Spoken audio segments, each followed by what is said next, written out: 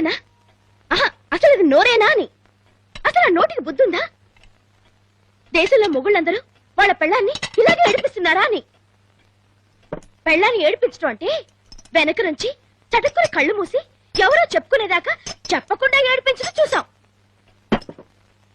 తలనొప్పిగా ఉందని మొగుడు బిలబిల్లాడిపోతుంటే పెళ్ళం గాబరాగా దగ్గరికి వస్తే గబుక్కని కావలించుకుని పుత్తినే నిన్ను ఏడిపించడానికోయ్ అని పెళ్ళం కళ్ళ నీళ్ళు తోడటం చూసాం. అవి అవి సరసాలంటే. విడాకులు ఇస్తానడం ఇదే సరసం.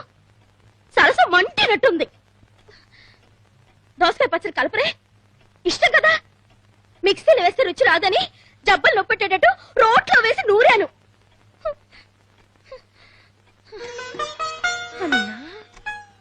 కాసింత కండ పుష్టి గుండె గట్టి ఉండటం వల్ల అంత మాట అన్నా నేను తట్టుకున్నాను గాని అదే ఏ అసలాటకు మనిషి అయితే పుడుక్కుని గుండెపై చచ్చుండేది. పోస్తా పోయికి చస్తానా? ఎక్కడ అక్కడ ఉంది. తెలుసు, నాకు తెలుసు. చాలు చాలు చాలు చాలు. వేడి చేసి పైచి పుట్టి వికారు వచ్చి పిచ్చి పిచ్చి మాటలు వస్తున్నాయి నోటికి.